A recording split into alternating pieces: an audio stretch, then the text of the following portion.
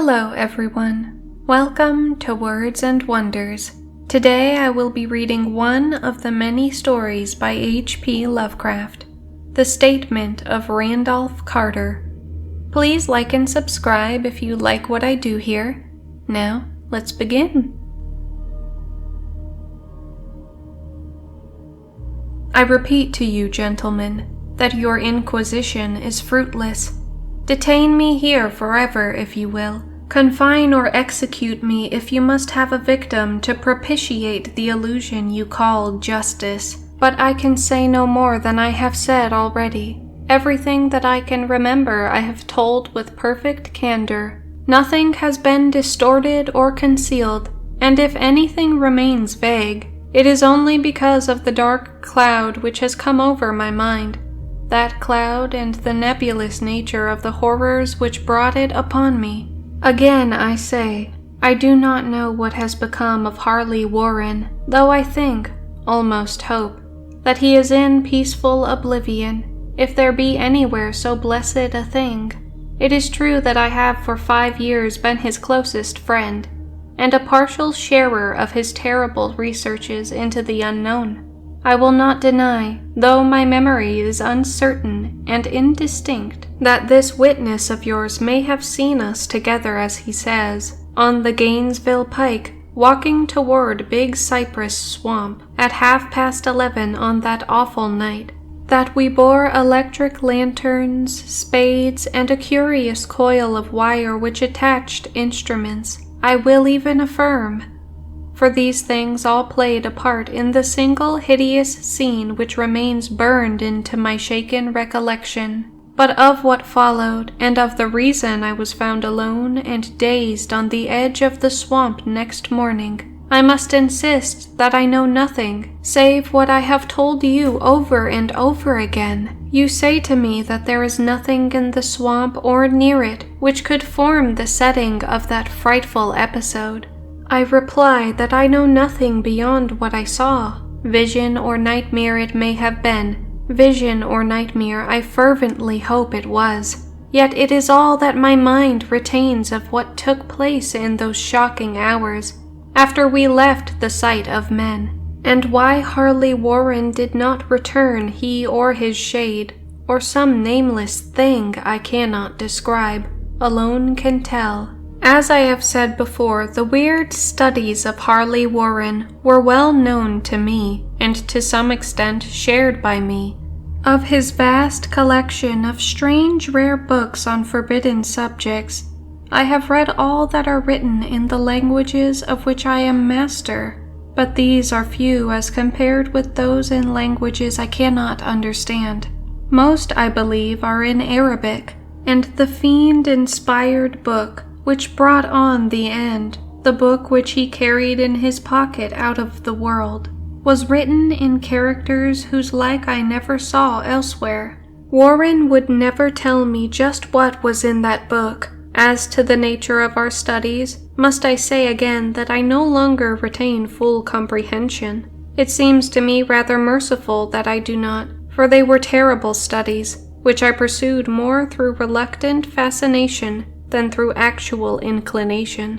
Warren always dominated me, and sometimes I feared him. I remember how I shuddered at his facial expression on the night before the awful happening, when he talked so incessantly of his theory, why certain corpses never decay, but rest firm and fat in their tombs for 1,000 years. But I do not fear him now, for I suspect that he has known horrors beyond my ken. Now I fear for him. Once more I say that I have no clear idea of our object on that night. Certainly it had much to do with something in the book which Warren carried with him, that ancient book in undecipherable characters, which had come to him from India a month before, but I swear I do not know what it was that he expected to find. Your witness says he saw us at 11:30 on the Gainesville Pike, headed for Big Cypress Swamp. This is probably true, but I have no distinct memory of it. The picture seared into my soul is of one scene only, and the hour must have been long after midnight, for a waning crescent moon was high in the vaporous heavens. The place was an ancient cemetery, so ancient that I trembled at the manifold signs of immemorial years. It was in a deep, damp hollow, overgrown with rank grass, moss, and curious creeping weeds, and filled with a vague stench which my idle fancy associated absurdly with rotting stone. On every hand were the signs of neglect and decrepitude, and I seemed haunted by the notion that Warren and I were the first living creatures to invade a lethal silence of centuries. Over the valley's rim, a wan, waning crescent moon peered through the noisome vapors that seemed to emanate from unheard-of catacombs, and by its feeble, wavering beams I could distinguish a repellent array of antique slabs, urns, cenotaphs, and mausolean facades, all crumbling, moist-grown, and moisture-stained, and partly concealed by the gross luxuriance of the unhealthy vegetation. My first vivid impression of my own presence in this terrible necropolis concerns the act of pausing with Warren before a certain half-obliterated sepulchre, and of throwing down some burdens which we seemed to have been carrying. I now observed that I had with me an electric lantern and 2 spades, whilst my companion was supplied with a similar lantern and a portable telephone outfit. No word was uttered, for the spot and the task seemed known to us, and without delay we seized our spades and commenced to clear away the grass, weeds, and drifted earth from the flat, archaic mortuary. After uncovering the entire surface, which consisted of 3 immense granite slabs, we stepped back some distance to survey the charnel scene, and Warren appeared to make some mental calculations.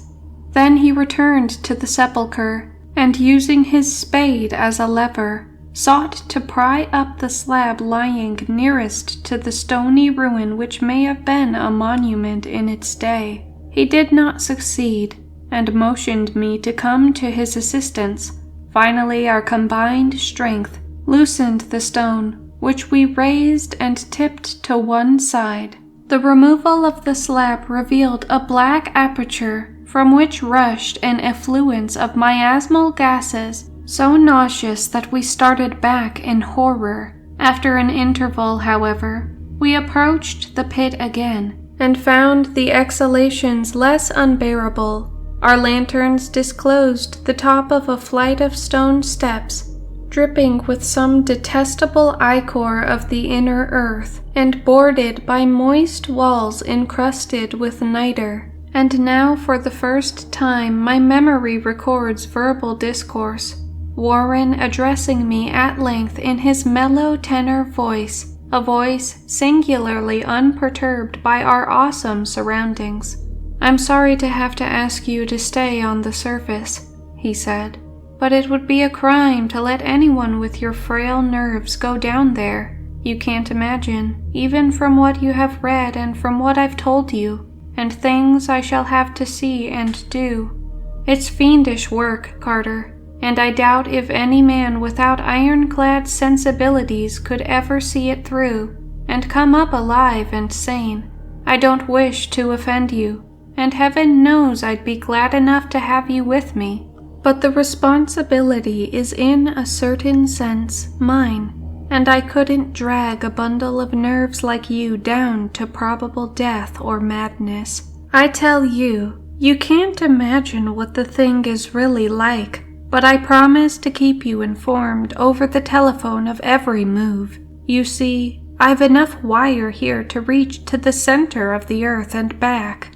I can still hear in memory those coolly spoken words, and I can still remember my remonstrances. I seemed desperately anxious to accompany my friend into those sepulchral depths, yet he proved inflexibly obdurate. At one time he threatened to abandon the expedition if I remained insistent, a threat which proved effective, since he alone held the key to the thing. All this I can still remember, though I no longer know what manner of thing we sought. After he had secured my reluctant acquiescence in his design, Warren picked up the reel of wire and adjusted the instruments. At his nod, I took one of the latter and seated myself upon an aged, discolored gravestone, close by the newly uncovered aperture. Then he shook my hand, shouldered the coil of wire, and disappeared within that indescribable ossuary. For a moment I kept sight of the glow of his lantern, and heard the rustle of the wire as he laid it down after him. But the glow soon disappeared abruptly, as if a turn in the stone staircase had been encountered, and the sound died away almost as quickly. I was alone, yet bound to the unknown depths by those magic strands whose insulated surface lay green beneath the struggling beams of that waning crescent moon. In the lone silence of that hoary and deserted city of the dead, my mind conceived the most ghastly fantasies and illusions, and the grotesque shrines and monoliths seemed to assume a hideous personality, a half-sentience. Amorphous shadows seemed to lurk in the darker recesses of the weed-choked hollow, and to flit as in some blasphemous ceremonial procession past the portals of the moldering tombs in the hillside, shadows which could not have been cast by the pallid peering crescent moon. I constantly consulted my watch by the light of my electric lantern, and listened with feverish anxiety at the receiver of the telephone, but for more than a quarter of an hour heard nothing. Then a faint clicking came from the instrument, and I called down to my friend in a tense voice. Apprehensive as I was nevertheless unprepared for the words which came up from that uncanny vault, in accents more alarmed and quivering than any I had heard before from Harley Warren. He who had so calmly left me a little while previously, now called from below in a shaky whisper, more portentous than the loudest shriek, "God, if you could see what I am seeing!" I could not answer. Speechless, I could only wait. Then came the frenzied tones again. "Carter! It's terrible, monstrous, unbelievable!" This time my voice did not fail me, and I poured into the transmitter a flood of excited questions. Terrified, I continued to repeat, "Warren, what is it? What is it?" Once more came the voice of my friend, still hoarse with fear, and now apparently tinged with despair. "I can't tell you, Carter. It's too utterly beyond thought. I dare not tell you. No man could know it and live. Great God, I never dreamed of this." Stillness again, save for my own incoherent torrent of shuddering inquiry. Then the voice of Warren in a pitch of wilder consternation. "Carter, for the love of God, put back the slab and get out of this if you can. Quick, leave everything else and make for the outside. It's your only chance. Do as I say, and don't ask me to explain." I heard, yet was able only to repeat my frantic questions.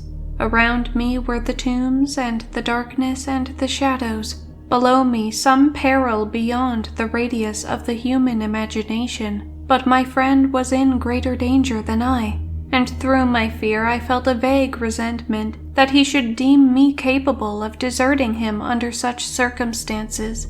More clicking, and after a pause, a piteous cry from Warren. "Beat it! For God's sake, put back the slab and beat it, Carter!" Something in the boyish slang of my evidently stricken companion unleashed my faculties. I formed and shouted a resolution. "Warren, brace up!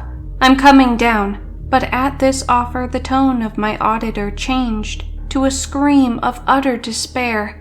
"Don't! You can't understand! It's too late, and my own fault. Put back the slab and run! There's nothing else you or anyone can do now." The tone changed again, this time acquiring a softer quality, as of hopeless resignation, yet it remained tense through anxiety for me. "Quick, before it's too late." I tried not to heed him, tried to break through the paralysis which held me, and to fulfill my vow to rush down to his aid, but his next whisper found me still held inert in the chains of stark horror. "Carter, hurry! It's no use, you must go! Better one than two! The slab!" A pause, more clicking, then the faint voice of Warren. "Nearly over now. Don't make it harder. Cover up those damned steps and run for your life. You're losing time. So long, Carter. Won't see you again." Here Warren's whisper swelled into a cry that gradually rose to a shriek fraught with all the horror of the ages. "Curse these hellish things! Legions! My God! Beat it! Beat it! Beat it!" After that was silence.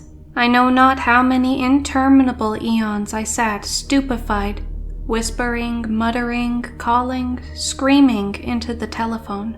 Over and over again through those eons I whispered and muttered, called, shouted, and screamed, "Warren! Warren, answer me! Are you there?" And then there came to me the crowning horror of all, the unbelievable, unthinkable, almost unmentionable thing. I have said that eons seemed to elapse after Warren shrieked forth his last despairing warning, and that only my own cries now broke the hideous silence. But after a while, there was a further clicking in the receiver, and I strained my ears to listen. Again I called down, "Warren, are you there?" And in answer heard the thing which has brought this cloud over my mind. I do not try, gentlemen, to account for that thing, that voice, nor can I venture to describe it in detail, since the first words took away my consciousness and created a mental blank which reaches to the time of my awakening in the hospital. Shall I say the voice was deep, hollow, gelatinous, remote, unearthly, inhuman, disembodied? What shall I say? It was the end of my experience, and is the end of my story. I heard it and knew no more. Heard it as I sat petrified in that unknown cemetery, in the hollow amidst the crumbling stones and the falling tombs, the rank vegetation and the miasmal vapors. Heard it well up from the innermost depths of that damnable open sepulchre, as I watched amorphous necrophagous shadows dance beneath an accursed waning moon. And this is what it said: "You fool! Warren is dead."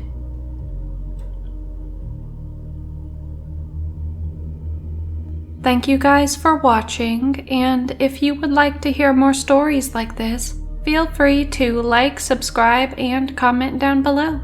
Bye bye.